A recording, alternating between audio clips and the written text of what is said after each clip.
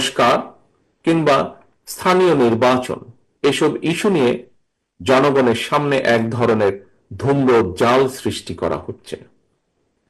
রাষ্ট্র এবং রাজনীতিতে সংস্কার একটি ধারাবাহিক প্রক্রিয়া।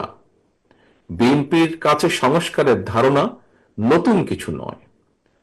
সরকারে কিংবা বিরোধী দলে বিএনপি যখন যে অবস্থানেই দায়িত্ব পালন করেছে, জনগণের আকাঙ্ক্ষাকে ধারণ করে সময়ের পরিপ্রেক্ষিতে সব সময় রাষ্ট্র, সরকার ও রাজনীতিতে প্রয়োজনীয় সংস্কার করেছে বিএনপি এবং করার চেষ্টা অব্যাহত রেখেছে। তারেক রহমান বলেন, নির্বাচন নিয়ে কোনো কোনো উপদেষ্টার বিভ্রান্তমূলক বক্তব্য হতাশা তৈরি করছে। সরকার যেখানে দ্রব্যমূল্য আইন শৃঙ্খলা পরিস্থিতি নিয়ন্ত্রণ করতে পারছে না, সেখানে জাতীয় নির্বাচনের আগেই স্থানীয় নির্বাচনের কথা বলে দেশকে অনিশ্চয়তার দিকে ঠেলে দেওয়া হচ্ছে।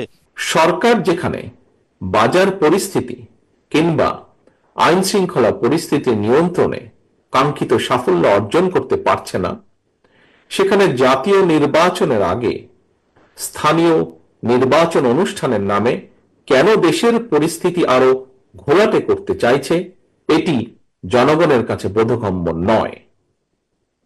গণতন্ত্রকে আমি জনগণ মনে করেন, স্থানীয় নির্বাচন অনুষ্ঠিত হলে সেটি হবে সারা দেশে পলাতক স্বৈরাচারের দোসরদের পুনর্বাসনের একটি প্রক্রিয়া।